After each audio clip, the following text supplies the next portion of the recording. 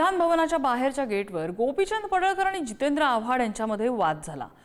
गोपीचंद पडळकर यांनी गाडीचा दरवाजा जोरात आपटला असा जितेंद्र आव्हाडांनी आरोप केला, तर जितेंद्र आव्हाड यांचे कार्यकर्ते आणि नितीन देशमुख यांच्यानंतर आक्रमक झाले।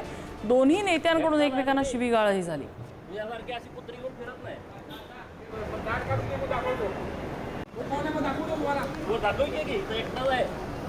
विधिमंडळाच्या गेटवरती हा प्रकार दिसून आला।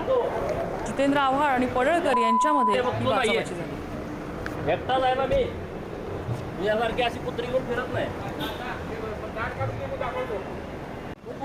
दरवाजा लाथ मारून उघडणं आणि तो दुसऱ्याला लागेल या उद्देशाने उघडणं हे जाणून बुजून नाही तर काय। सत्तेचा माज आहे, मगरुरी नाही, सत्तेचा माज आहे माज।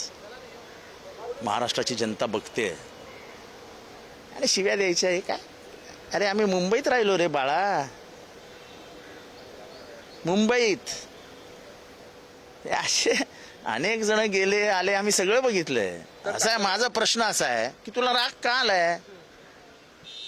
पहिल्या वेळेस तू माझ्या बरोबर मस्ती केली आणि म्हणून मी ओरडलो मंगळसूत्र चोर। आता मंगळसूत्र चोर कोण हे सांगावं त्यांनी। एवढा राग तुम्हाला आलाय ना, मी काय बोललो तुम्हाला तो तुम्हाला एवढा राग आलाय? तुम्ही दरवाजा फिल्मी स्टाईलने ढकलला लाथ मारून आणि अरे मग आता त्याला काय होते? गाडीच्या आडवं यायचं नाही। गाडीच्या आडवं आल्यानंतर काय होणार? दोघेही सभागृहामध्ये सदस्य आहात, त्यांनी असं सांगितलं आहे की एका सदस्याने एका सदस्यावर शिवीगाळ केलेली आहे, आरोप